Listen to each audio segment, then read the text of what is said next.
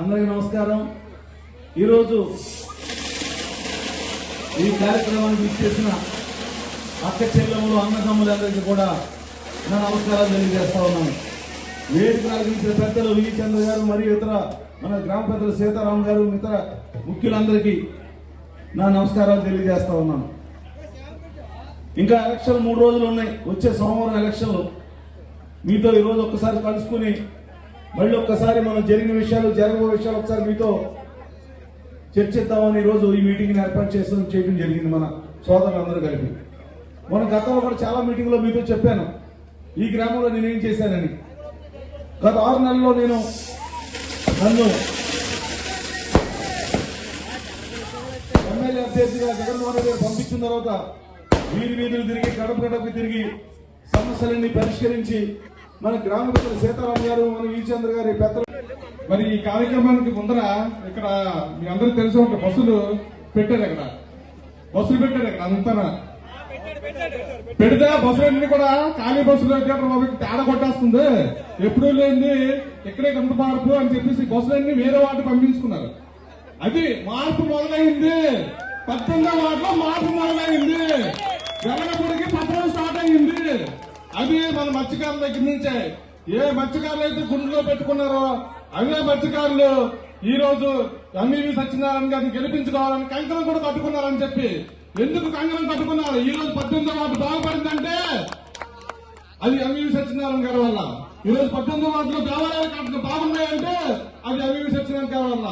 ఈ రోజు 18వ వార్డులో గుడి బాగున్నా, పని బాగున్నా, శ్మశాన వాటికి బాగున్నా, ఏదైనా మంచి జరిగింది ఈ 6 నెలల్లో అంటే అది ఎంవీవీ సత్యనారాయణ గారు ఇన్ఛార్జిగా వచ్చిన తర్వాత మాత్రమే అని చెప్పి ప్రతి మత్స్యకారు కూడా ఈ రోజు మనకు పాకిస్తాన్ లోని మన బంగ్లాదేశ్ లోని మత్స్యకారులు ఇరుక్కుంటే ఎంవీవీ సత్యనారాయణ గారి వల్ల, జగన్మోహన్ రెడ్డి గారి వల్ల వాళ్ళందరూ విడుదల అయ్యి దాదాపుగా 78 మంది ఆడపిల్లల పశువు కుంకుమాలు నిలబెట్టినటువంటి దేవుడు ఎంవీవీ సత్యనారాయణ.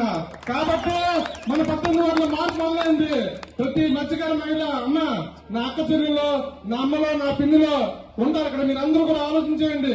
మన కుటుంబ సభ్యులు లాంటి వాళ్ళు కాబట్టి ఆయన మన కోసం ఢిల్లీలో కూడా పోరాటం చేసి మన మహిళలు పశువు కుంకాలు కాబట్టి మన 78 మందిని విడుదల చేయించారమ్మా.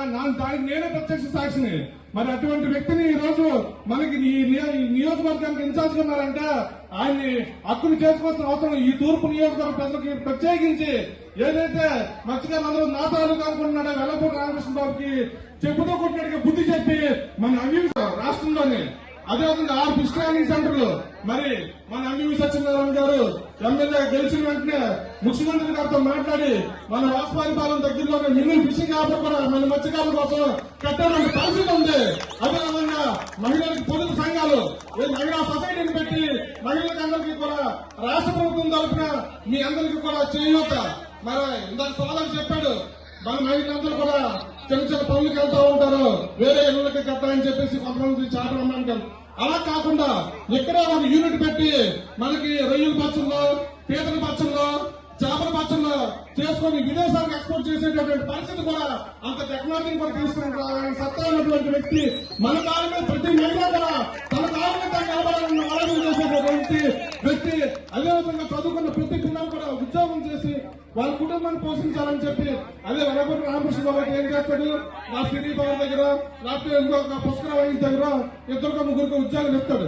మీరు సంఘమే పొందాలని చెప్పేసి అదే ఎంవీవీ సత్యనారాయణ చదువుకున్న వాళ్ళు ఎవరిని వస్తే ఒక పిల్లలు బీటెక్ చేసిన విద్యార్థి ఉంటే అతను కుర్రాడికి ఉద్యోగం ఇచ్చి రేపు పొద్దున భవిష్యత్తులో ఇంకా పెద్ద ప్లాట్ఫామ్ లోకి కుటుంబాన్ని పోషించే విధంగా చేయగలిగిన సత్తా ఉన్నటువంటి ఎంవీవీ సత్యనారాయణ గారికి దాదాపుగా అతను వెనకుండా 4 ఉద్యోగాలు ఇస్తే ఇతను 400 మందికి ఉద్యోగాలు ఇచ్చేటువంటి సత్తా ఉన్నటువంటి మనిషి ఎంవీవీ సత్యనారాయణ గారు. మన కుటుంబాలు బాగావాలి, మన పిల్లలు బాగా చదువుకోవాలంటే అవి ఫీజు కట్టేటువంటి పరిస్థితి ఉన్నటువంటి జగన్మోహన్ రెడ్డి గారు మరి పిల్లలకి అమ్మఒడి తరఫున ఇచ్చేది వసతి